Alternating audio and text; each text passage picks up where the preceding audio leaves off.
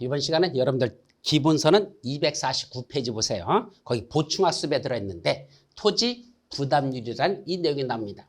한마디로 말하면 토지 부담률이 뭐죠? 바로 여기 면적식으로 할 때, 평가식이 아니야. 면적식으로 할 때 그때 환지계획을 수립한 경우 환지계획 구역 안에 있는 토지 소유자가 도시개발 사업을 위하여 자기가 부담하는 토지의 비율을 뭐라 부른다? 토지 부담률이라고 한단다. 그래서 토지 부담률은 평가식에서는 없어요. 면적식으로 할 때 아까 큰 땅을 가진 사람 줄여서 면적을 줄여준다. 그죠? 또 너무 작은 건 약간 늘려준다 그랬잖아. 그러다 보니까 면적을 기준으로 할 때 원래는 얼만큼을 줄여주는 게 맞느냐. 왜냐하면 아까 말했잖아요. 도로 만드는데 또는 공원 조성하는데 또는 개발비 소유되는데 또는 보리지로 남겨두는데 각종 그런 땅을 다 뺏기고 나머지 남는 땅만 가지고 종전의 소유자에게 땅을 주다 보니까 면적은 종전보다 필연적으로 줄어들 수밖에 없다. 그때 얼마까지 줄어드느냐 그 비율을 따지는 거 그거를 토지 부담률이라. 여러분들이 부담하는 토지를 얼마큼 부담할 것이냐 그걸 토지 부담률이라 하자. 자, 그럼 토지 부담률은 어떻게 하느냐? 환지계 구역에 있는 평균 토지 부담률은 50%를 초과할 수 없습니다.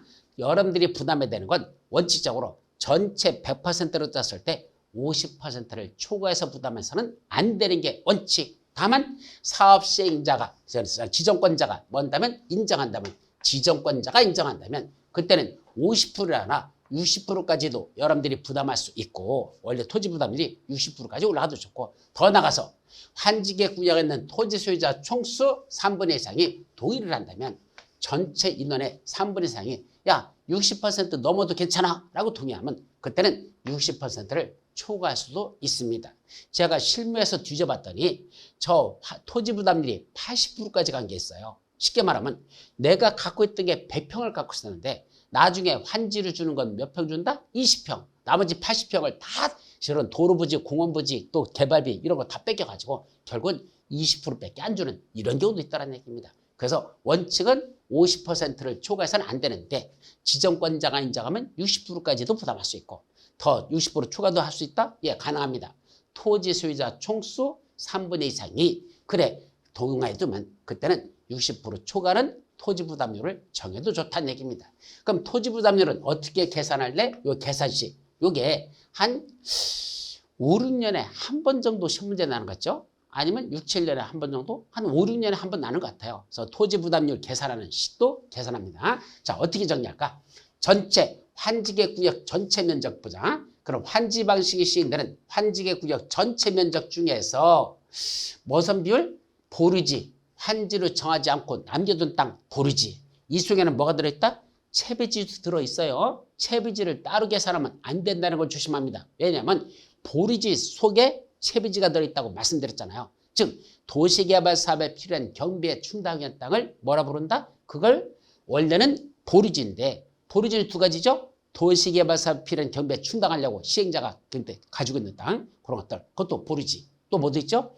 규약등에서 정한 일정한 목적에서 환지를 정하지 않고 남겨둔 땅 그것도 보류지입니다. 그중 채비지를 지정할 수 있죠. 그 채비지는 도시개발 사업에 필요한 경비에 충당하려고 하는 땅은 특별히 채비지라 부른다. 그랬으니까 보류지 속에 채비지가 들어있는 겁니다. 그러면 원칙은 어떻게 하죠? 환지계 구역 전체 면적 10만 분의 6만 이러면 되는 거죠. 간단히 정리하면 전체 환지계 구역 면적 중에서 여러분들이 환지로 받지 못하고 남겨두는 땅 바로 보류지 그게 6만 하면 이게 여러분들이 부담하는 거 아닙니까? 보류지가 많아지면 많아질수록 여러분들이 부담하는 게 많아진 거예요. 왜? 받는 면적이 줄어드니까. 근데 여기서 조심할 게 있죠.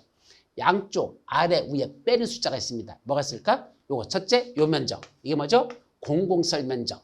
이때 시행자에게 무상으로 기술되는 공공설 토지 면적이 있어요. 어디에 썼을까? 자 아까 위에서 뭐 하는 게 있었죠? 시행자에게 무상 기술되는 거. 종전했던 도로들 원래부터 옛날부터는 소달구지 지나가던 도로길이 있었죠? 이 도로는 여러분들이 갖고 있던 땅이 아니야. 원래부터 그거는 공공설로서 있던 거야.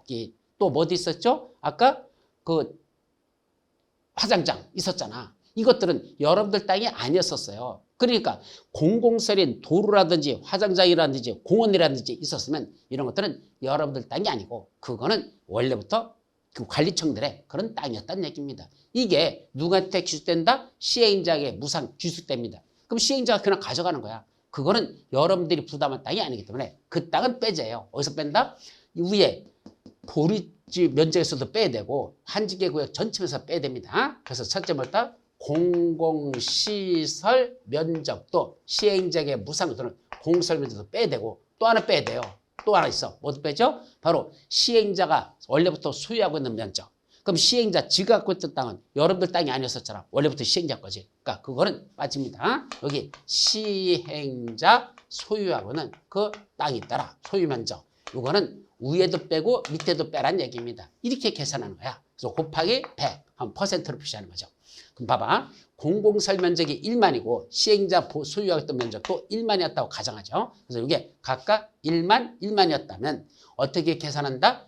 환지계 구역 전체 면적 중에 보리지 면적 일단 이렇게 써놓고 근데 둘을 뺀다. 공공설 면적과 시행자가 소유하고 있는 면적을 각각 빼면 10만에서 1만, 1만을 합친 걸 빼면 8만이 되는 거죠. 그죠? 얘는 일단 2만. 10만에서 2만을 빼고 위에는 6만에서 2만을 뺀다는 얘기입니다. 그리고 곱하기 100 이렇게 계산하는 거죠.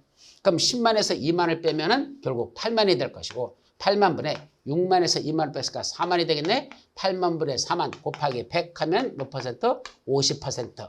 이걸 평균 토지 부담률은 이런 지역에 50%가 나옵니다. 조심할 건 10만 분의 6만 그려버리면 얼마 되죠? 60%가 나와요. 곱하기 100 하면. 그런데 위에도 2만을 빼고 밑에도 2만을 빼다 보니까 각각 2만을 빼다 보니까 60%가 아니라 50% 줄어든다는 거.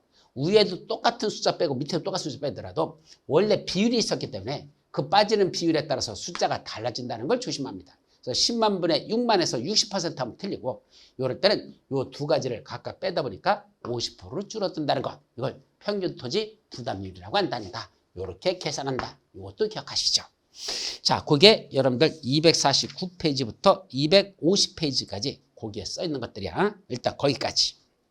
보면 때 지분 쪼개기에 대한 환지 지정 등의 제한 이런 말이 나와요. 지분 쪼개기 등에 대한 환지 지정 제한이 뭐냐면 일정한 시점 이후부터 한 필지 토지를 두 필지로 나눴다. 세 필지로 쪼갰다. 그래서 그 나머지 쪼개진 걸 사람들한테 팝니다. 자, 여러분들 이 땅 가지고 계시면 나중에 뭐 준다? 환지 줍니다. 그럼 환지 받으면 돈 되니까 종전보다 값이 오르니까 이거 사세요. 한 필지를 무려 10필지로 나눠가지고 한 필지는 지가 갖고 나머지 9필지는 사람들한테 팔아버려. 그런 경우도 있죠. 또는 단독주택이 있던 걸 헐어버리고 거기다 연립주택을 줘버려. 그럼 단독주택이 있을 때는 소유자가 한 명인데 연립주택 20세대를 지면 소유자가 20명으로 늘어나는 거잖아.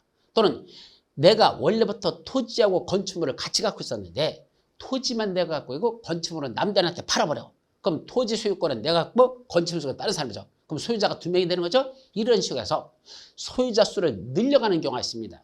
그럼 문제가 되는 게 뭐죠? 나중에 환지를 줄 때 원래는 여기 토지 소유자 숫자가 몇 명이었느냐? 100명이었는데 그런 식으로 늘리다 보면 이게 500명, 1000명 이런 식으로 소유자가 왕창 늘어납니다.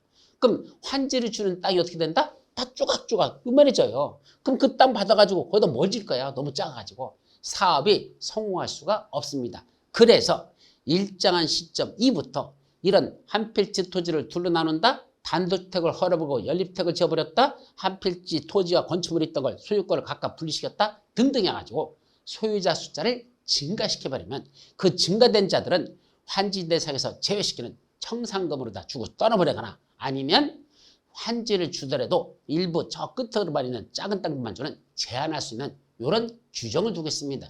즉 너무 소유자들이 많이 늘어나는 걸 막으려고 그 일정한 기준을 이후부터 기준일 다음날부터 이런 분할된 토지를 취득하거나 또는 이렇게 해가지고 소유자가 늘어나면 그 늘어난 사람들은 분양 대상에서 제외시켜버리는 그런 가능성에 따라 환지 주는 거에서 제외시킬 수는 이게 있습니다. 이걸 뭐라 부른다? 지분 쪼개기에 대한 환지 지정 등의 제한이라는 제목이 250페이지 중간에 그 내용이 납니다. 자, 이건 여기에는 안 써놨어요. 이걸 어디에서 또 나올까? 저쪽에 도시 및 주거환경 정비법에서도 정비구역 안에서도 똑같습니다. 환지 방식으로 하는 여기와 똑같이 정비구역 안에서도 그런 짓들이 벌어지거든요. 그걸 막으려고 그것도 지분 쪼개기를 제한하고 있는데 여기도 나온다. 그럼 원칙은 언제일까? 원칙은 주민들의 의견을 청취하기 위한 공고나 또는 공청회를 개최하기 위해서 공고를 했을 때 주민들의 의견을 청취한 공당보고가 났다. 공채를 개최한 보고가 났다. 그 다음 날부터 무슨 짓을 했다? 이런 지분 쪼개기를 해가지고 소유자가 늘어나면 그 늘어나는 소유자들 있죠? 그분들에게는 환지 지정을 제한할 수 있도록 이렇게 법을 만들었다는 거. 그렇기 때문에 핵심보다 소유자가 늘어나는 사람들, 이 늘어나는 사람들은 안 주겠다는 얘기야. 그럼 두 필지를 하나로 합쳐서 합병해버렸어. 필지를 분할한 게 아니라 합병해버렸어. 이건 괜찮아. 근데 분할해서 소유자가 늘어나면 이자들은 원칙적으로 언제부터? 그때 주민들의 의견을 청취한 공고가 난 이후부터는 원칙적으로 그 다음 날부터, 그 공고일 다음 날부터 지분 쪼개기 한 자들은 환지 지정에서 제외시키거나 현금 청산할 수 있다는 걸 조심해서 기억합니다. 여기까지. 자, 교재 그 옆 페이지 251페이지 맨 위에 조성토지 등의 가격평가라고 나오는데, 그럼 환지 방식을 할 때는 가격은 어떻게 평가할까? 자, 우리 책에 보면 뭐라 됐더냐? 환지 방식으로 시행되는, 그래서 가격을 평가할 때는 토지평가협의회의 심의를 거쳐 결정하되, 뭐라고? 토지평가협의회의 심의를 거쳐서 가격을 결정하되 그에 앞서 대통령령으로 정하는 공익평가기관, 그럼 대통령령으로 정하는 공익평가기관이 바로 감정평가법인 등이거든요. 그런 감정평가법인 등의 평가를 거쳐야 한다라고 됐습니다. 그러면 자, 환지 가격을 어떻게 평가한다? 각각 환지 하나의 가격평가는 토지평가협의회의 심의를 거쳐 결정하되 그에 앞서 대통령이 정하는 감정평가자들, 즉 감정평가법인 등의 평가를 미리 거쳐서 결정하라라고 됐습니다. 그러다 보니까 뭐가 먼저라는 얘기야? 토지평가협의회 심의 전에 먼저 감정평가법인 등의 평가를 먼저 거친 거죠. 그래서 감정평가법인 등의 평가가 먼저 거치고, 두 번째 토지평가협의회 심의 거치고, 세 번째로 결정하면 된다. 이것이 환지 가격을 평가하는 방법이다. 기억해 두도록 합니다. 자, 그러면 이때 환지계획 작성을 가지고 뭐 받으러 간다? 인가 받으러 갑니다. 누구만 인가 받을까? 행정청이 아닌 시행자들만 특도 시장운수 구청장한테 인가 받는다라는 걸 조심합니다. 자, 그러면 행정청의 시행자들은 어떻게 될까? 인가 받지 않습니다. 그건 쥐들이 직접 작성해가지고 그냥 그대로 하면 되는 거고, 행정청이 아닌 시행자들만 환지계획을 작성을 가지고 뭐 받으러 간다? 인가 받으러 가다. 인가권자는 누구다? 특도 시장운수 구청장입니다. 여기서도 조심할 거. 인가권자가 누구라고? 특도 시장운수 구청장. 자, 그럼 보자. 처음에 조합 설립 인가 받을 때는 인가권자가 누구였었죠? 지정권자. 조합 설립 인가권자, 지정권자. 또 실시계획 인가권자 누구? 지정권자. 거기도 지정권자. 그런데 환지계획 요거 인가권자 특도 시장운수 구청장 내려갑니다. 그게 조심하시오.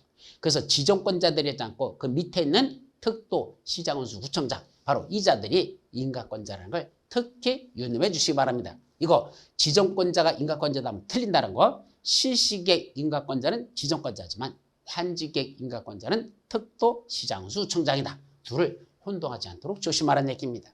또 인가받은 내용을 변경할 때도 원칙은 뭐 봤죠? 변경인가 받습니다. 여러분들 교재 보시면 251페이지 중간 위에 5번에 나오는데, 환지계획 인가받은 걸 변경할 때도 당일에 뭐 받는다? 변경인가 받아야 됩니다. 그런데 경미한 것들 박스 속에 거기 세 가지 써있죠? 그런 경미한 변경은 인가받는 게 아니라 변경 뭐 할 수 있다? 여기 경우는 그러하지 아니하다. 인가받지 않아도 됩니다.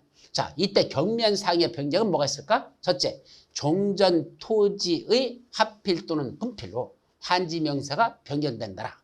종전 토지를 합층하나 또는 분할함으로써 그때 환지 명세서가 변경되는 거. 이거는 원래 있던 것에서 서로 쪼개거나 합치는 거 손대는 게 없어. 별로 변동사항이 없어. 이것들은 경미한 변경 인가받지 않습니다. 두 번째, 환지로 지정된 토지나 건축물을 뭘로 받겠다? 금전으로 청산하는 경우에서 환지로 지정된 토지나 건축물을 받는 게 아니고 나 그냥 돈으로 주세요 하면 현금으로 청산하는 게 없는데, 그런 것들은 경미한 변경으로서 인가받지 아니한다.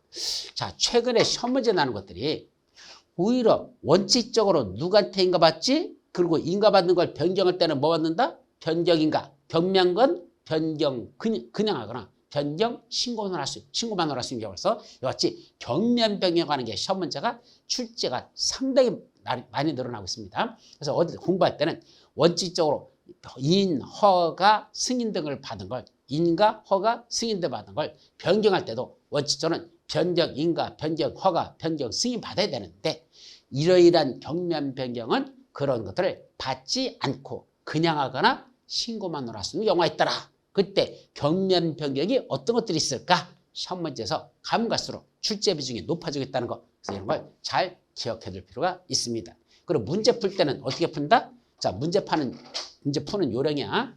기출 문제를 갖다 분석하면 이런 어떤 일정한 공식이 있어요. 법칙이 있어요. 그걸 부동산 공법의 기본 원리라고 표현하는데 나중에 이제 문제 풀릴 때 그 설명드릴 겁니다. 부동산 공법의 기본 원리에 보면 어떤 원리가 있다냐? 그 중에 하나가 이러이러한 것을 변경할 때는 변경 인가를 받아야 된다라고 나면 대부분 틀린 문제일 가능성이 거의 80%가 넘습니다. 왜 그러더냐? 열거돼 있잖아. 이러이러한 변경. 이거는요. 원칙적인 변경에서는 열거하지 않습니다. 왜? 원래 인가받은 거 변경할 때는 변경인가 받는 거니까 원칙에 대해서는 열거되는 게 없어. 그냥 인가받은 걸 변경하려고 한다? 변경인가 받아라. 끝. 더 이상 없어. 그런데 다만 이런 거 이렇게 열거되는 것들 있죠. 그거는 변경 인가받는 게 아니라 경면 변경이니까 그냥 하거나 신고만 할 수 있다. 이런 뜻이죠. 그럼 시험 문제 낼 때는 뭘 낸다? 변경 인가받을 건 열거돼 있지 않으니까 낼 내용이 없어. 쓸 게 없어. 안 냅니다. 뭐만 한다? 경면 변경. 요것만 끄집어내서 문제를 내니까 대부분 이러이러한 변경인 경우 이렇게 하면 그건 무슨 변경? 일단은 경면 변경으로 보고 그건 변경 인가를 받지 않고 신고하거나 그냥 하는 거다라고 정리하라는 얘기입니다. 다만 이때도 요 경면 변경을 다시 수정해서 그걸 중대한 변경으로 바꾸는 게 있어. 예를 들면 10% 미만인 변경 하면 경면 변경인데 30% 미만인 변경 이런 식으로 바꿔버려. 그럼 이건 경면 변경이 아니죠.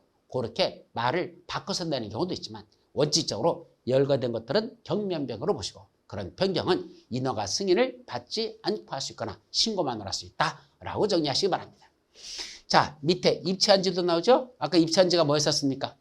구분 건축물을 주는 것. 건축물의 일부와 토지의 공유 지분으로 주는 걸 입체한지를 하는데 언제 하죠? 도시개발 사업을 원활히 시행하기 위해서 특히 필요한 경우에 토지 또는 건축물 소유자의 뭘 받아서 신청을 받습니다. 토지 소유자 또는 건축물 소유자에 대해 신청을 받아서 건축물의 일부와 그 건축물이 있는 토지의 공유 지분으로 부여하는 걸 입체한지를 합니다. 이때 건축물의 일부라고 했으니까 아파트 101동 전체가 아니라 101동 1201호 요거 일부 건축물의 일부 토지는 내 전체 토지 면적 중에 내 지분 면적 있죠? 몇 제곱미터 이걸 공유 지분으로 주는 거 그런 걸 우리가 입체 환지를 한다. 그러니까 이걸 한마디로 말하면 구분 건축물이죠. 건축물의 일부와 그 건축물에 있는 토지의 공유 지분으로 집하는 걸 구분 건축물로 주는 것 이걸 입체 환지를 한단다.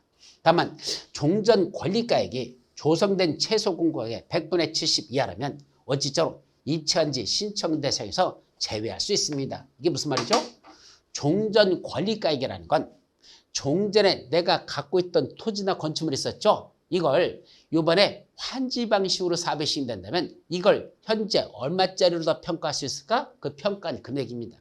종전에 있던 이 토지 건축물을 갖고 있던 걸 이번에 환지 방식으로 한다면 이게 현재의 값어치로서 얼마 정도 값어치가 있을 것이냐라는 거죠.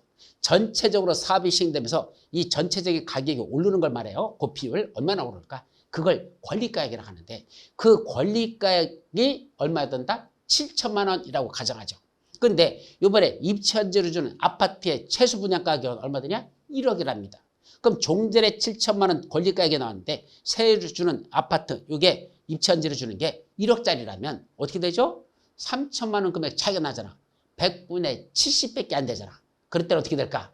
입체한지 신청이 돼서 제외시킬 수 있습니다. 물론 7천만 원으로 평가 나왔으니까 1억짜리 아파트 줄 때는 3천만 원만 돈 내놔. 그럼 이거 1억짜리 줄게. 할 수는 있어. 근데 차이가 너무 많이 난데 100분의 70 이하밖에 안 되는데 분양가는 아파트 분양가는 1억인데 요거는 7천만 원 이하. 그게 100분의 70 이하 되죠? 그러면 요때는 요건 현금 청산 대상이지 원칙적으로 입체한지 대상이 될 수가 없다. 그런 뜻입니다. 그래서 그 말이야. 그래서 종전의 권리가액 7천만 원이 조성된 최소 공급기업 아파트 가격 1억에 100분의 70 이하밖에 안 되죠? 그때는 신청돼서 제외할 수 있죠.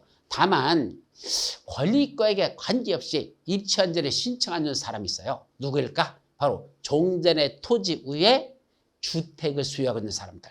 자, 단순히 땅만 갖고 있는 게 아니라 거기다 건물을 갖고 있는데 이 건물도 주택을 갖고 있는 사람들.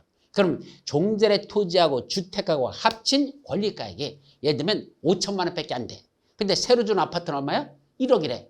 그러면 권리가액이 그 최소 분양 가격의 100분의 52회밖에 안 되잖아. 아파트 값이 50% 이밖에 안 되잖아. 그래도 70%가 돼도 그래도 종전의 토지 위에 주택을 가진 자는 입주한지 신청을 할 수 있다는 걸 조심합니다. 결국 입주한지는요. 토지 위에 주택을 갖고 있던 사람들, 토지와 주택을 같이 갖고 있던 사람들, 이분들은 무조건 입주한지 대상자가 된다는 뜻이더라. 그것도 잘 기억해서 구분하도록 합니다.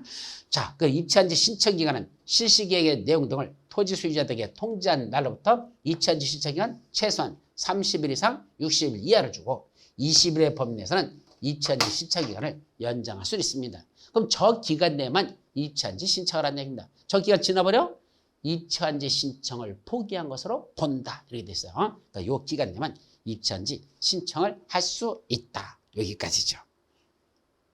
자, 이제 뭐가 나오죠? 환지, 예정지, 지정이라는 게 있습니다. 이때 환지, 예정지라는 건 아까 처음에 우리 방식을 설명할 때 설명드렸었죠? 자, 어디에 나오죠? 바로 이거 7번, 8번하고 9번 소유자. 이 사람들 원래 자기 자리를 줄 수 없었어. 보류지하고 공원이 주선되니까 할 수 없이 길 건너편 이 땅을 줬습니다. 그럼 이분들은 도시개발 사업이 다 끝날 때까지 어디만 찾아먹은 자 있다? 장차 지들이 가질 땅을 찾아먹겠죠. 권리관계가 불안정한 게 너무 오래 지수됩니다. 그럼 어떤 방법이 있다? 일단 제1구역 공사가 완료됐습니다. 여기 공사가 끝났어. 그러면 여기 8번, 9번 필지 공사가 다 완성됐으니까 대지조정 끝났잖아. 그러면 이분들 보고 뭐한다? 야, 니들 여기 가서 미리 사유수익하고 있어라. 이걸 환지 예정지의 지정이라고 합니다. 그럼 환지 예정 지정은 언제 할까요? 시행자는 도시개발사업의 시행을 위해서 필요하면 환지 예정지를 지정할 수 있다. 여기서 중요한 건 반드시 예정지를 지정하는 건 아닙니다. 사업 기간이 얼마 안 걸려. 바로 끝나. 그럴 때는 굳이 예정 지정 안 하고 빨리 끝내놓고 환지 처분으로 바로 들어가. 환지 예정 지정은 공사가 중단돼가지고 장기간이 소요될 때, 그럴 때는 미리 가서 사인수카도록, 그럴 때는 예정 지정을 하지 항상 하는 건 아니다. 그래서 지정할 수 있다. 두 번째, 종전의 토지에 임차권자 등이 있다면 여기 누가 있었어요? 소유자만이 아니라 여기 세입자들이 있었어요. 임차권자들이 있다면 소유자만 예정지를 지정합니까? 세입자도 같이 지정해 줍니까? 세입자들도 아울러 지정해야 한다. 아울러 지정하는 건 소유자만 가는 게 아니라 세입자들도 같이 따라가라는 얘기입니다. 아울러 지정해서 일리 가라 이 말이죠. 그럼 어떤 지정 효과가 있을까? 사용수익권이 이전합니다. 어디에 있던 사용수익권이? 요 토지에 있던 사용수익권들이 요 예정지로 옮겨간다는 얘기입니다. 언제부터? 환지 예정지 지정의 효력 발생일로부터. 이거 중요해요. 환지 예정지 지정의 효력 발생일. 이게 무슨 말이죠? 오늘이 원래 1월 31일입니다. 그럼 오늘 환지 예정지를 지정합니다. 8번, 9번, 야 여기 가 라고 오늘 지정해 줍니다. 그럼 오늘 가라는 소리입니까? 아닙니다. 날짜를 지정해 주죠. 너 2월 15일부터 가. 그럼 1월 31일 날 예정지를 지정해 주면서 너희들 여기는 1월 15일부터, 얘는 2월 15일부터 가랍니다. 그럼 2월 15일이 무슨 날이다? 예정지 지정의 효력 발생일이 되는 겁니다.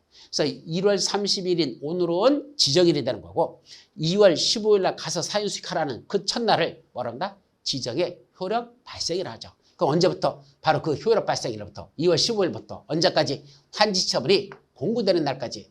그럼 환지처분 공고는 뭐다? 공사가 다 끝나면 종전의 소유자에게 이제 네 땅이야 라고 주는 처분을 내리는데 그걸 환지처분이라고 하고, 환지처분 공고했죠. 그럼 그 다음 날부터 환지는 각각 자기들의 땅이 됩니다. 그럼 종전에 있던 땅 싹 감개고 새로운 땅이 자기들의 땅이 되는 날은 언제다? 환지처분이 공고된 날에 다음 날부터 자기 땅이 됩니다. 그럼 환지처분이 공고된 날까지는 어떻게 되죠? 아직은 자기 땅이 아니야.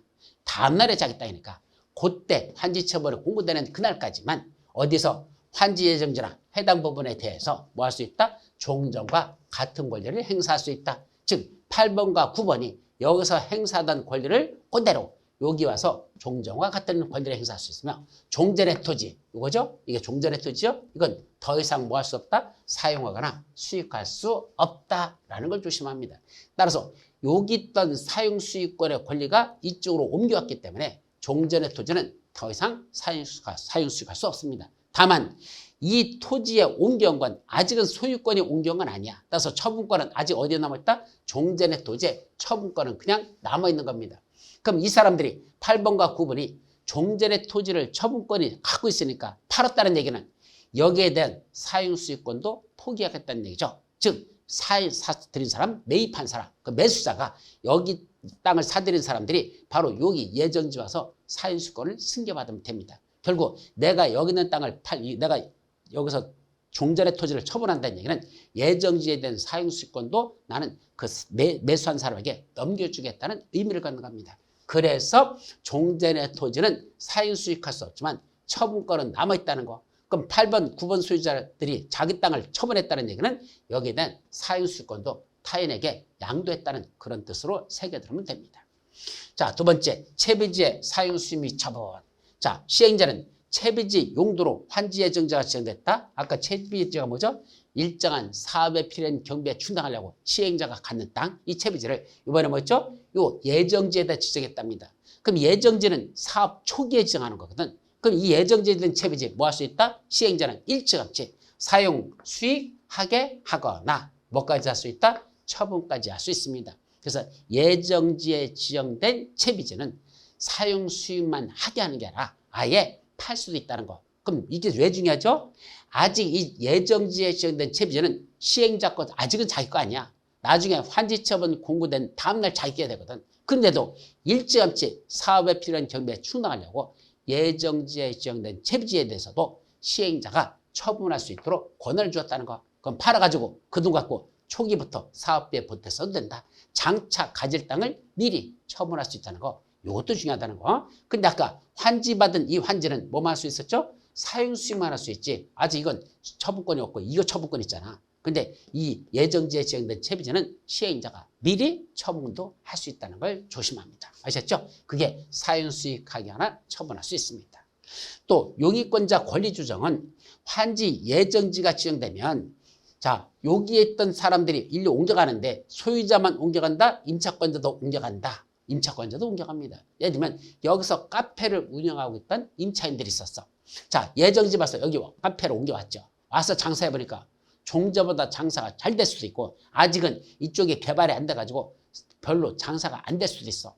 잘 될 수도 있고 안 될 수도 있죠. 그럼 뭐 할 수 있단다? 임대로 증감 청구, 계약 해지, 권리 포기 등을 행사할 수 있습니다. 첫째, 장사가 잘 되면 주인이 이 임차인들에게 야 여기 있던 계약 조건과 관계없이 별도로 임대료 더 올려주세요.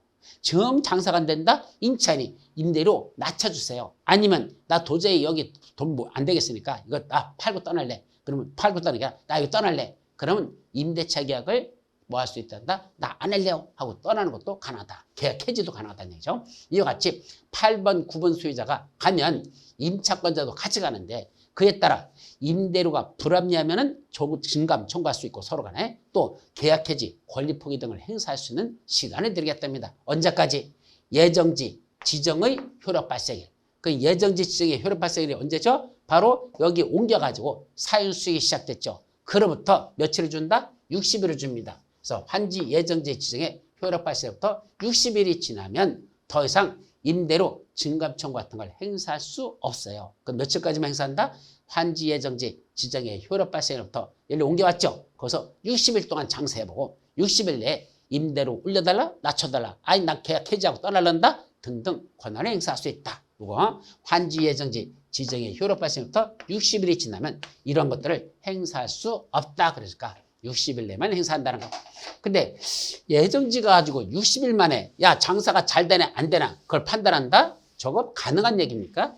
좀 불가능한 얘기예요. 어떻게 60일 만에 장사가 잘 될지 안 될지를 판단할 수 있다냐? 그건 계절적 요인도 있는 것이고 지역적 요인도 있는 건데 60일 만에 판단하라고? 무슨 이 임차인들이 무슨 신이냐?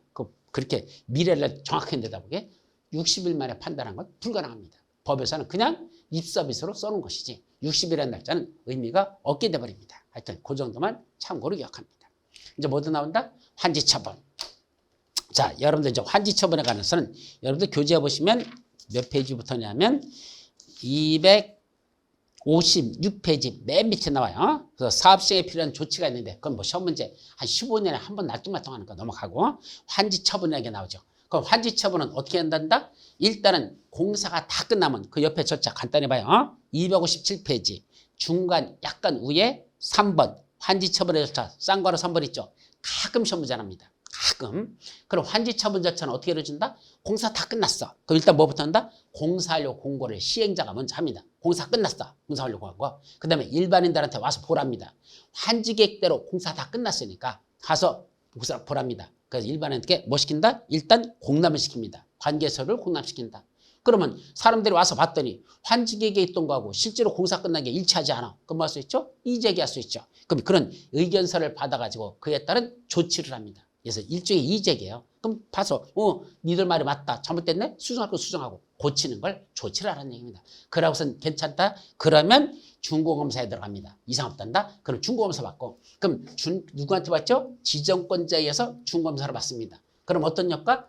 준공검사를 받으면 그로부터 60일 이내에 환지처분을 하여야 합니다. 그래서 시행자는 원칙적으로 지정권자로부터 준공검사를 받았으면 그로부터 60일 이내에 환지처분을 하게 됩니다. 다만 지정권자가 지가 사업시행자라면 지정권자들이 지가 시행자라면 자기들은 자기한테 셀프 준공검사를 할 필요 없으니까 자기들은 공사완료 공고라는 걸 해놓고 그로부터 60일 내에 자기들은 환지처분한다. 지정권자가 시행자라면 별도로 자기가 자기한테 준공검사를 할 필요가 없으니까 자기는 공사완료 공고하고 그로부터 60일 내에 환지처분해야 됩니다. 그런데 환지처분할 때는 그 환지계획에서 정한 사항을 토지 수익자에게 알리고 이를 관부 또는 공부에다 공고하는 방법으로 합니다. 이걸 환지처분 공고라고 하죠. 그럼 환지처분 공고하면 어떤 효과가 있을까? 시험 문제 항상 영순위 중에 영순위. 환지처분 공고의 효과. 자, 환지처분 공고가 이러지만 환지계에서 정해진 환지는 요거 환지계에서 정해진 이 새로 만들어진 이 환지는 언제부터 그 환지처분이 공고된 날에 다음 날부터 뭐로 본다? 종전의 토지로 본다. 일어났습니다. 이게 무슨 말이야? 환지계에서 정해진 환지는 그 환지처분이 공고된 날에 다음 날부터 종전의 토지로 본다? 환지가 종전의 토지로 본대요. 무슨 말을 저렇게 써놨냐? 이거 아주 옛날 구닥다리 방식이에요. 지금은 법 이렇게 안 씁니다. 지금 쓰는 거로 바꿔볼까요?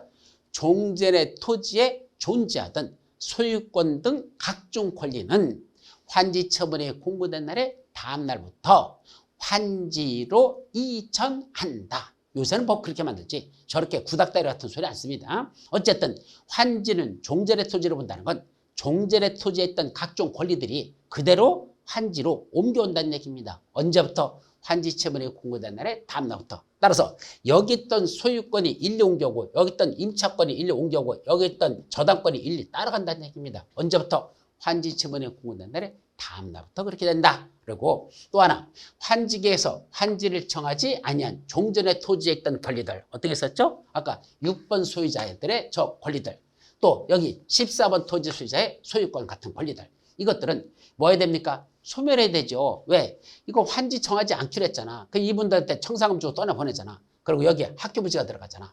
그러면 요 학교부지는 누구 거다? 교육청 겁니다. 그럼 교육청이 소유권을 취득하는 시점하고 6번 소유자가 원래 갖고 있던 소유권이 소멸되는 시점하고 어떻게 될까요?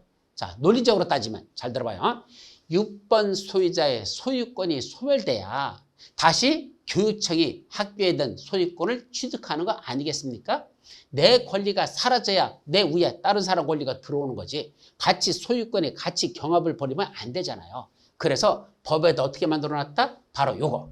환지계에서 환지를 정하지 않으면 종전의 토지에 있던 6번 소유자의 권리는 6번 소유자의 권리는 그 환지 처분이 공고된 날이 끝나는 때에 소멸한다. 이렇게 만들었어. 가만히 있어봐. 환지 처분이 공고된 날이 끝나는 때 6번 소유자의 권리는 소멸되고 그러면 교육청은 학교 부지를 언제부터 소유권을 취득한다? 환지 처분이 공고된 날에 다음 날 그날부터 소유권을 취득합니다. 그럼 잘 들어봐요. 요 말하고 요 말. 환지 처분이 공고된 날이 끝나는 때 소멸된다는 말하고 환지 처분이 공고된 날에 다음 날부터 자기의 소유권을 취득한다는 말하고 어떤 차이가 있죠? 오늘 또 무슨 날? 오늘이 1월 31일. 오늘이 환지 처분 공고한 날이라고 가정하자. 오늘 환지 처분 공고 냈어요. 그럼 공고된 날이 끝나는 때가 언제죠? 환지 처분이 공고된 날이 오늘이야. 오늘이 끝나는 때. 공고된 날. 오늘 끝나는 때. 오늘 밤 24시가 끝나는 때입니다. 그때 6번 소유자의 권리는 소멸한다 이 소리입니다. 그래서 6번 소유자가 갖고 있던 소유권 등 각종 권리가 언제 사라진다? 환지 처분이 공고된 날이 끝나는 때. 오늘 밤 24시에 소멸됩니다. 그러면 교육청이 그 소유권을 여기 있는 걸 지들이 가져가잖아. 그럼 교육청은 언제부터 소유권을 취득한다? 환지 처분이 공고된 날의 다음 날. 그럼 언제죠? 오늘이 공고된 날의 다음 날. 내일 0시. 결국은 소멸되는 건 환지 처분이 공고된 날 끝나는 때 소멸되는 건 오늘 밤 24시가 되는 거고 환지 처분이 공고된 날 다음 날 소유권을 취득하는 건 오늘 밤 다음 날 내일 0시죠. 그럼 오늘 밤 24시와 내일 0시는 어떤 시간일까? 같은 시간인 걸 조심합니다. 저 시계가 오늘 밤 12시를 땅 때리는 순간 두 사람이 각각 생각이 다릅니다. 한 사람 뭐라 하죠? 야, 오늘 하루도 무사히 끝났구나. 그렇게 생각하는 사람이 있어. 한 사람은 새로운 하루가 시작됐구나. 그렇게 말합니다. 똑같은 시간을 놓고 밤 12시 땡 치는 순간을 놓고 어떤 사람은 오늘 하루가 끝났다고 생각하고 어떤 사람은 새로운 하루가 시작됐다고 말합니다. 그럼 법에서는 어떻게 썼다? 사라지는 권리는 오늘 밤 24시. 환지 처분이 공고된 날이 끝나는 때 소멸하고 새로 시작하는 권리는 환지 처분이 공고된 날이 다음 날 내일 0시부터 시작한다. 같은 시간을 놓고 오늘 밤 24시에 사라지고 내일 0시에 새로 시작한다. 그렇게 규정하겠다는 게 법의 취지라는 거 그렇게 약하죠. 또 종전의 토지에 존속하는 권리가 있어요. 어떤 거? 첫째, 행정상, 재판상 처분으로서 종전의 토지에 전속하는 것들이 있더라. 행정상, 재판상 처분이 종전의 토지다. 예를 들면 여기에 뭐가 있었죠? 여기가 어떤 전염병이 돌아가지고 출입금지라는 행정상 처분을 내렸습니다. 여기 출입금지래. 그럼 누가 하면 들어갈까? 그 하얀 방독면 같이 생긴 거, 우주복 같이 생긴 거 입고 들어가서 그런 사람들만 여기 공사할 수 있대. 그래서 이제 공사가 다 끝났어. 그래서 뭐가 이러죠? 환지 처분이 이러죠. 그럼 아까 8번 소유자는 어떤 걸 주기로 했죠? 이거 주기로 했잖아. 그 어떤 9번 소유자는 이거 9번, 이 사람은 이거 주기로 했잖아. 그럼 잘 봐요.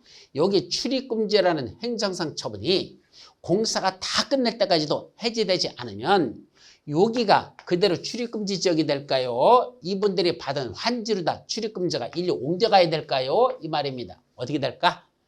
이건 환지 처분에도 불구하고 8번, 9번 옮겨가는 환지 처분에도 불구하고 어디에 남는다? 종전의 토지 위에 그대로 여기가 행정상 출입금지라는 처분은 종전의 토지에 그대로 존속한다는 얘기입니다. 즉 환지 처분이 이루어진다고 모든 권리가 다 환지로 따라가는 게 아니고 이런 행정상, 재판상 처분으로서 종전의 토지에 전속하는 것들은 그대로 종전의 토지에 있던 위치 있죠? 여기에 그대로 여기가 출입금지라는 행정상 처분이 존속되는 것이지 환지로 이전하는 거 아니다. 이것이 첫 번째 중요한 거고 또 하나 있어. 지역권. 자, 지역권은 환지 처분에도 불구하고 종전의 토지에 존속하는 게 원칙이다. 다만 도시개발 사업 시행으로 행사할 이익이 없어진 지역권은 환지 처분이 공고된 날이 끝나는 때 소멸한다. 또 저건 무슨 소리입니까? 자, 민법으로 넘어갑니다. 민법에 대한 지식이 없으면 이 말은 무슨 말인지 못 알아들어요. 그래서 부동산 공법을 공부하려면 민법적 지식이 어느 정도 바탕이 돼야지 공법을 이해할 수 있으니까. 자, 여러분들 지역권에 관해서 배우셨죠? 자, 잘 봐요. 여기 지역권이 이렇게 형성됐다 치자. 현재 도로가 이렇게 나 있습니다. 근데 필지가 요거 A 필지가 있고 요거 B 필지가 이렇게 두 개 필지가 있어. 근데 하늘에서 내려다본 겁니다. 하늘에서 내려온 거. 근데 이 도로에 B 필지는 접해 있는데 A 필지는 접해 있지 않잖아. 그래서 A 필지는 이걸 맹지라고 부르죠. 이게 맹지. B 필지는 도로랑 접해 있어. 그럼 여기는 뭐가 난다? 건축허가 납니다. 근데 이 A 필지는 건축허가 안 납니다. 맹지니까. 그러면 어떻게 하면 되죠? 건축허가를 받으려면 이때 이 B 토지의 일부에 여기다가 뭐 하면 되죠? 출입할 수 있는 통로를 만들면 되죠. 그럼 여기를 뭐 하면 되죠? A가 B로부터 이걸 매입하면 되죠. 소유권 취득해가지고 일정 너비가 되면 돼. 그래서 출입할 수 있도록 이렇게 하면 될 거 아니야. 아니면 B한테 여기다 뭐 설정해 달라나? 지역권 설정 계약을 합니다. 그래서 여기다 지역권이라는 걸 설정하면 누구는 A는 B의 토지를 여기를 이용해서 자기 땅으로 들어갈 수 있다. 그러면 여기도 건축 허가를 받아서 건물 줄 수 있어요. 뭐 설정하면 지역권 설정 계약을 하면 됩니다. 그럼 지역권 설정 계약에서 이렇게 들어갔습니다. 자, 그러면 봐요. 문제는 요 지역권 설정 계약을 했다가 만약에 여기가 A가 아닌 다른 사람 C가 들어오면 어떻게 되죠? 원칙은 지역권은 새로 들어온 사람에게 승계되는 게 원칙입니다. 따라서 B하고 A하고 지역권 설정 계약을 했다 하더라도 이 계약을 체결해서 그렇다 하더라도 여기 C가 들어오면 A 대신에 C가 이쪽으로 이사를 오면 C도 원래 지역권을 활용할 수 있습니다. 권리가 있다는 얘기입니다. 다만 A하고 B가 처음에 지역권 설정 계약을 체결할 때 뭐라겠죠? 이건 A야, 너한테만 지역권을 주는 거지 다른 사람이 오면 그 사람한테는 지역권을 인정하지 않을 거야 라고 별도의 계약이 있었다면 그 계약은 유효합니다. 따라서 B가 꼭 A 보고 여기 사용할 수 있는 권을 줬는데 다른 사람이 들어온다면 그 사람은 지역권 안 줄 거야. 너하고 나하고 특별한 관계라서 내가 너한테 지역권을 주는 거지 다른 사람은 인정 안 한다 라는 계약이 처음부터 있었다면 그때는 요거는 A에게만 전속적인 지역권 설정 계약이 되는 겁니다. 가능해요. 자, 법에 그런 식으로죠. 근데 문제는 여기서 환지 방식으로 사업이 시행되면서 여기 있던 A는 딴 데로 받아서 환지를 받아서 다른 데로 갔어. 여기 A가 1리 갔어. 이거 뭐죠? 다른 자리 환지를 받았죠. 문제는 이쪽에 있던 누가 있었다? C라는 사람이 있었는데 이 C가 환지를 받아서 어디 들어왔습니까? 1, 2. C가 1, 2 들어왔다는 얘기입니다. 자, 문제는 B하고 C하고가 무슨 관계일까? 견원지간이라는 데 문제가 있습니다. 무슨 지간? 견원지간. 개견자, 원숭이 원자입니다. 개와 원숭이 사이래.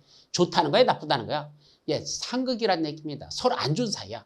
근데 C가 환지를 받아서 온 게 해필에 1, 2 들어왔네. A가 떠난 자리로 들어왔네. B는 제자리 환지 그대로 받았고. 자, 그러면 B 입장에서는 C에게 저 지역권 설정을 인정해 줄까 안 해줄까? 안 해주려고 하겠죠. 또 A한테만 준다고 했지 C한테는 절대로 주고 싶지 않죠. 그럼 C는 뭐 해야 됩니까? 자기가 타고 다니던 자동차 팔아야 되지. 못 들어가니까. 뭐 해야 돼? 헬리콥터 사야 됩니다. 그래서 여기서 헬리콥터 타고 다녀야지 뭐. 말 됩니까? 아니잖아. 그래서 법에다 뭐로 만들었다? A가 떠나서 이리 간다 해도 지역권은 A를 쫓아가는 게 아니라 종전의 토지에 있던 위치 여기에 그대로 지역권은 여기에 존속하는 것으로 본다. 따라서 C가 들어왔어도 C는 이 지역권을 그대로 활용할 수 있다는 얘기입니다. 민법상 지역권이 날아가는 걸 막으려고 여기서 공법에서는 이 환지 처벌에도 불구하고 종전했던 지역권이 있죠. 이건 환지를 따라가는 게 아니라 종전했던 위치 그대로 여기에 지역권은 존재하는 것으로 보자 이런 얘기입니다. 그런데 행사할 이익이 없어진 지역권이 있어요. 무슨 말이죠? 행사할 이익이 없어진다는 게 여기에 이번에 새로 도로가 이쪽에 이렇게 새로 도로가 났습니다. 그러니까 원래 있던 데인데 이렇게 일자였는데 여기에 이렇게 십자도로가 새로 생겼다 이 얘기입니다. 뭐가 났다? 도로가 났습니다. 그럼 누가 제일 좋은 겁니까? A입니까? B입니까? 여기 C가 왔죠. C냐 B냐죠. 누가 제일 좋은 거죠? B가 제일 좋은 거죠. 왜요? 집 펄어버리고 여기다 상가 지으면 됩니다 이제. 그죠? 왜? 사거리 모퉁이 있는 땅이니까 제일 좋은 땅이 되잖아. 그러면 이때 요 C가 일리 왔잖아. C는 행사할 이익이 없는 지역권이 됐죠. 왜? 이제 1, 2 안 다녀도 돼. 어디 다니면 돼? 1, 2 나가면 되잖아. 여기 도로랑 바로 잡힐까? 그러니까 C는 이 도로를 이용하면 되니까 이때 이 지역권을 행사할 이익이 없어진 지역권이라고 하고 그럼 이 지역권은 뭐 해야 돼? 이제 행사할 이익이 없으니까 소멸돼야 되죠. 언제 소멸될까? 소멸 시점을 중요합니다. 언제죠? 환지 처분이 공고된 날이 끝나는 때 소멸한다. 예, 이건 언제 소멸한다? 환지 처분이 공고된 날이 끝나는 때. 항상 사라지는 권리는 환지 처분이 공고된 날이 끝나는 때 소멸합니다. 여기도 그런 식으로 돼 있다는 거. 이것도 여러분들이 기억해 둘 중요한 내용이다. 그래서 항상 환지로다 모든 권리가 이전하는 게 아니라 종전의 토지에 존재하던 일정한 행정상, 재판상 처분하고 지역권은 원칙적으로 종전의 토지에 있던 위치에 그대로 존속하지 환지로 이전하지 않는 게 원칙이라는 거. 그것도 중요한 내용이니까 기억하시기 바랍니다. 또 이체한지에서의 권리 이전은 뭐죠? 아까 이체한지 받았잖아. 여기 15, 16, 17, 18 여기서 받아서 일리 왔잖아요. 그럼 이 아파트 자기 거 되는 날이 언제죠? 항상 새로운 권리는 환지 처분이 공고된 날의 다음 날입니다. 그래서 새로 받는 건 환지 처분이 공고된 날의 다음 날 이 아파트에 대한 입체한지에 대한 소유권을 취득합니다. 다만 여기서 조심할 거 종전에 요 주택에 은행으로부터 담보대출을 받았었어요. 그건 은행에서 담보대출을 받았다는 건 요 토지 건축물에 뭐가 설정돼 있다? 저당권이 설정돼 있다. 이거 같죠? 은행에서 저당권 설정하고 대출해 주잖아. 그럼 저당권이 설정돼 있는 저당권 일리 따라갈까요? 안 따라갈까요? 여기는 16번 토지자가 요거 16번이 받아서 여기 저당권 따라간다 안 따라간다? 당연히 따라갑니다. 언제부터? 새로 권리가는 건 소유권이 이전할 때 종전에 토지했던 저당권도 같이 따라갑니다. 언제? 환지처분이 공고된 날의 다음날 여기 있던 저당권도 여기에 존재하는 것으로 본다. 그래서 입천지도 환지처분이 공고된 날의 다음날부터 건축물의 일부와 토지의 공유지분을 취득하는데 그걸 입천지가 공정하는데 종전의 토지 위에 뭐가 있었다? 저당권이 있었다면 환지처분이 공고된 날의 다음날부터 해당 건축물의 일부와 토지의 공유지분에 거기 저당권이 존재하는 것으로 본다라고 돼 있죠. 자, 채비지, 부리지도 옮겨갑니다. 자, 잡아요. 채비지는 누구 것 땅이 그랬죠? 사업에 필요한 경비에 충당하기 위한 땅. 누구 거죠? 시행자 겁니다. 그래서 시행자가 가죠. 언제부터? 완성된 건 환지처분이 공고된 날의 다음 날부터 바로 시행자 자기 땅이 됩니다. 문제는 이거 부리지. 부리지는 누가 갖는다? 이건 시행자 하면 안 돼요. 어디서 정했다? 환지기에서 정한 자가 자기 거로 갖습니다. 언제부터? 환지처분이 공고된 날의 다음 날부터 각각 소유권을 취득합니다. 그래서 채비지는 시행자가, 부리지는 이거 중요해요. 환지기에서 정한 자가 각각 환지처분이 공고된 날의 다음 날에 각각 시행자하고 환지기에서 정한 자들이 채비지, 부리지에 대한 소유권을 취득해. 문제는 이미 예정지에 지정이 됐던 채비지는 초기부터 미리 뭐 할 수 있죠? 사행수익하게 하거나 처분할 수 있었어. 그럼 미리 팔아버린 건 어떻게 될까? 미리 처분한 건 매입한 사람이 소유권 이전 등기를 마친 때 그때 소유권을 취득하지. 이것만은 환지처분이 공고된 날에 다음 날 하면 안 된다. 예정지에 지정된 채비지를 이미 팔았잖아. 그 매입한 사람은 언제부터 소유권을 취득한다? 환지처분이 공고된 날에 다음 날이 아니고 소유권 이전 등기를 마친 때 소유권을 취득한다 라고 정리합니다. 마지막 여기 요기권자 권리주장은 뭐냐면 자 이제 환지 방식이라서 사업이 다 끝났어. 그래서 각각 소유권 다 줘버렸어. 지 땅 가져갔어.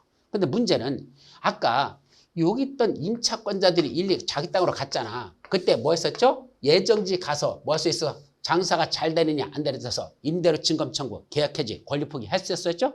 언제까지? 예정지 지정의 효력 발생일로부터 60일 이내. 그런데 여기는 지금은 여기만 아까는 공사 끝났을 때 왔던 거잖아. 지금은 다 공사가 끝났어요. 여기 네 군데 블럭이 다 끝났어 공사가. 그래서 전체가 다 끝났잖아요. 그러면 아까 여기서 장사하던 거와 완전히 환지처분 공고된 다음 날부터 장사하는 거하고는 다르다는 얘기죠. 분위기가 달라지고 장사가 더 잘 될 가능성이 높잖아. 그때 다시 한번 임대료 증감청구권을 행사할 수 있습니다. 언제? 공사가 다 끝나면 그때. 아까는 예정지 지정받았을 때 임대료 증감청구 한번 행사하고 다시 전체 공사가 다 끝나면 그때 가서 임대료 증감청구할 수 있습니다. 그게 바로 도시개발 사업으로 종전의 지료, 임대료, 그 밖에 사용료 등이 불합리하다면 당사자는 종전했던 계약 조건에도 불구하고 장래에 관하여 그 증감을 청구할 수 있다. 그러니까 과거에 이미 받던 임대료는 관계없어. 앞으로에 대해서만 임대료를 증감을 청구할 수 있죠.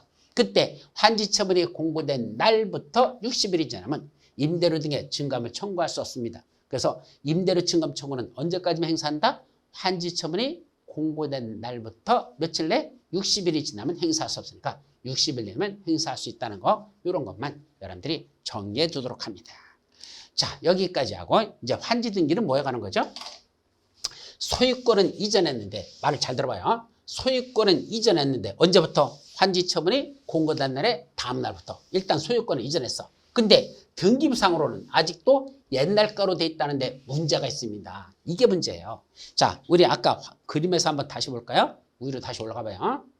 자, 이 말기가 무슨 말인지. 자, 여기 8번하고 9번 사람 먼저. 9번이 여기 있던 사람이 이 자기 땅을 다른 자리를 받아가지고 환지를 받아서 일리 왔습니다. 언제부터 자기 거죠? 환지 처분이 공고된 날의 다음 날 일단 소유권은 취득을 했습니다. 9번 수의자 겁니다. 근데 저걸 팔으려고 처분하려고 부동산에 내놨습니다. 그랬더니 사람들이 와서 이 땅을 보죠? 그랬더니 뭐라고 하는지 아십니까? 등기부등본 떼가지고는 뒤집어집니다. 이 9번 수의자한테 뭐라 하더니 이 도둑놈아, 이 사기꾼아 막 그럽니다. 아니 내가 왜 도둑놈이 사기꾼이야? 야 이게 왜 네 땅이야? 등기부 떼봤더니 여기로 나타나더라. 누구 땅이야? 2번 소유자 땅을 갖다 왜 네가 팔아먹으려고 하느냐?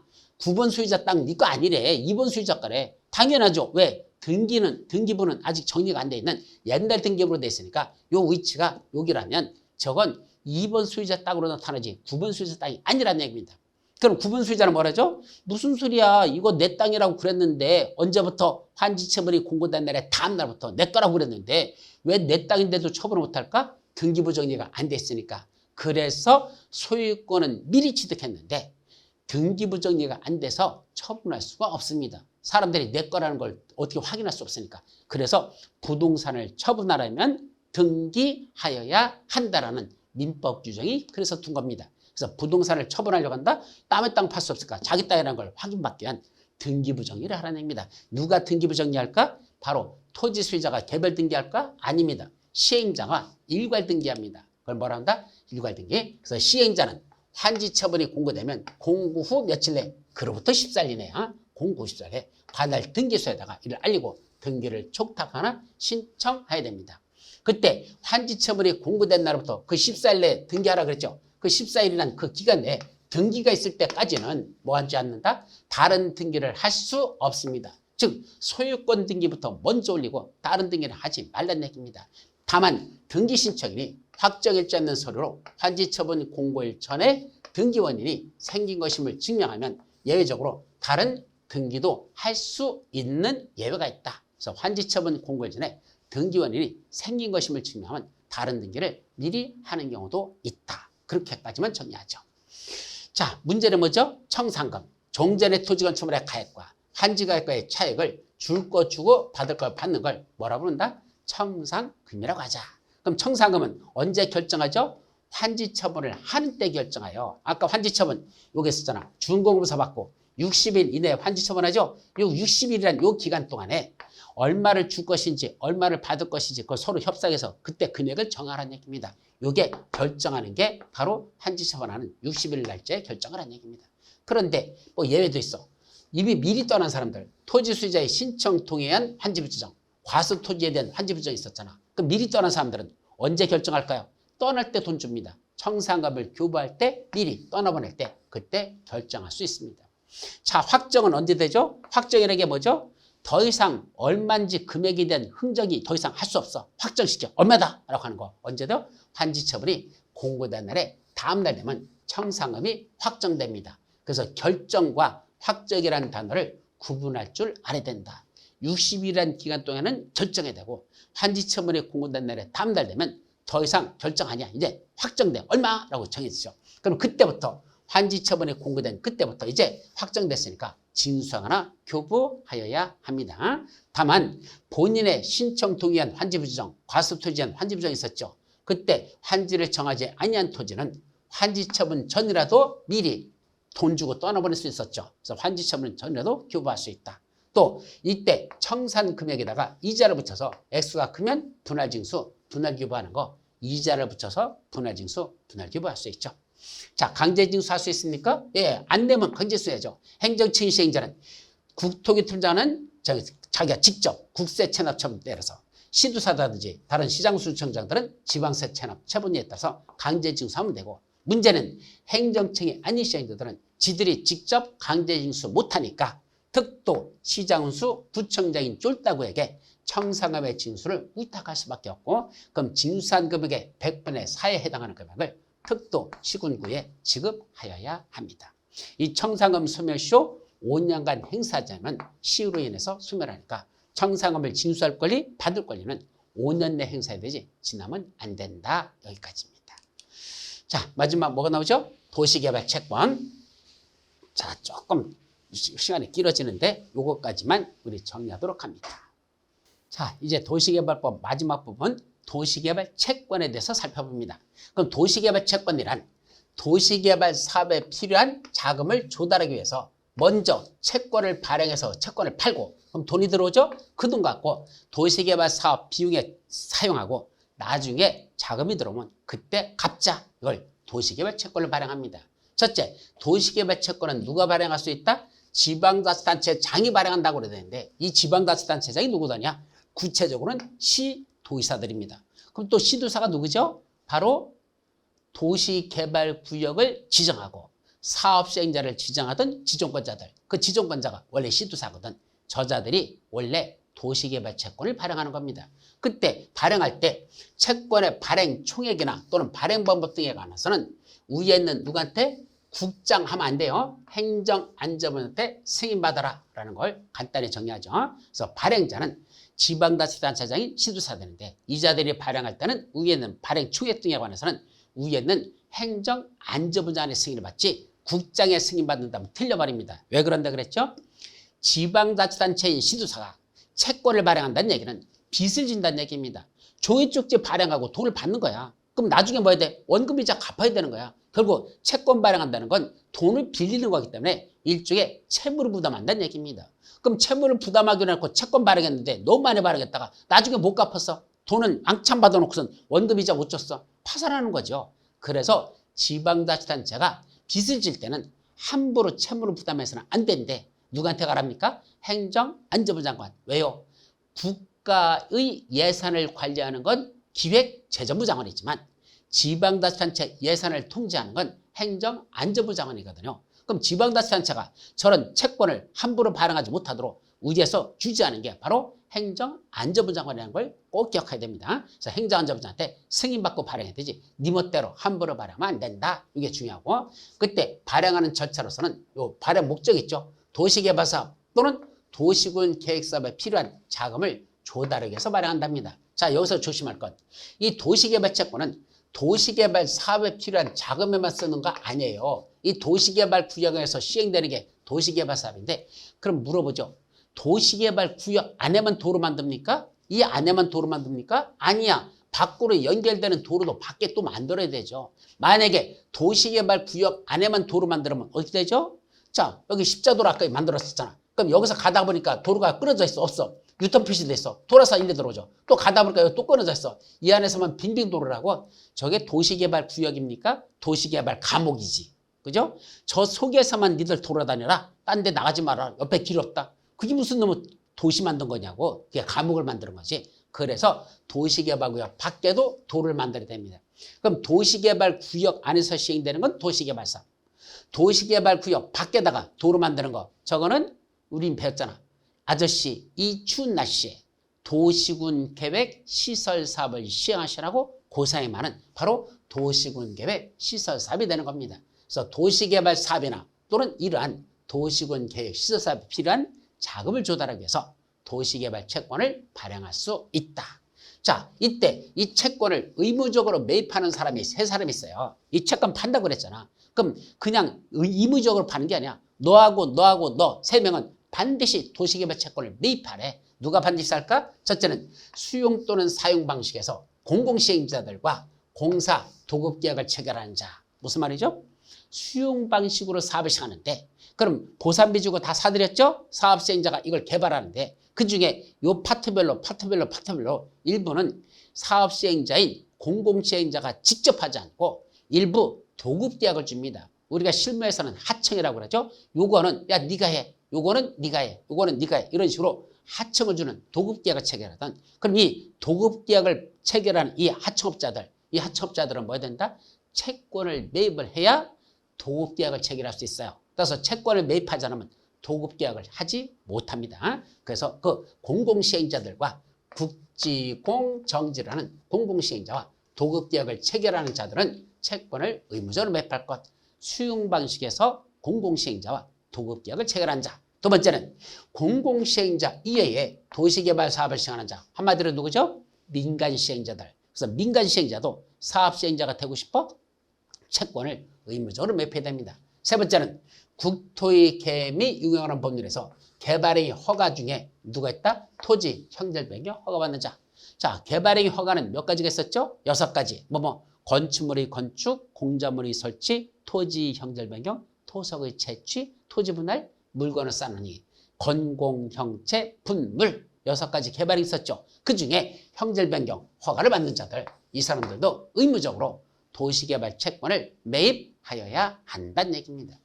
그럼 이 채권 발행하는 방법은 전자등록으로 발행할 수 있고 무기명으로도 발행할 수 있어요. 그래서 전자등록은 다 기울게 남죠? 전자등록 보니까. 무기명은 이름이 없는 채권 발행할 수 있어. 이 무기명 주권이라는 건 항상 정치자금으로 쓰는 경우가 많은데 어쨌든 무기명 채권으로 발행할 수도 있습니다. 그래서 발행 이율은 시도조례로 정하면 되는 것이고. 이때 상환기간, 도시개발 채권 상환기간 중요하죠? 최소 5년부터 10년까지 범위내서 조례로 정하면 됩니다.